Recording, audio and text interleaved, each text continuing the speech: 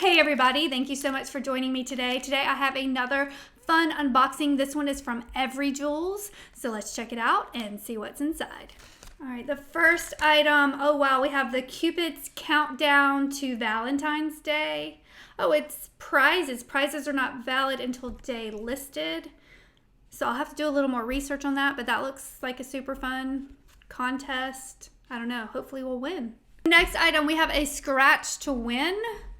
And a $1,000 gift card, so I'm going to scratch it right now. Oh, wow. We won.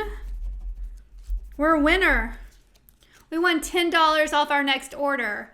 But I do have a coupon code in the description below, so you can also save on your first order. So if you're interested in Evry Jewels after you see what we get, be sure to check out that so you can save on your first order as well. We also have some information on how to care for your jewels and a thank you card. Finally, here is our order. It comes in this cute little pouch. So let's see what we have.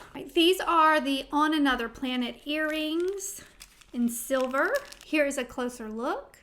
These earrings are a collab with Lukasiak, and we all fell in love with her on Dance Mom. She was one of our favorite dancers. So we're excited to have some earrings from her collab. So that is our first item.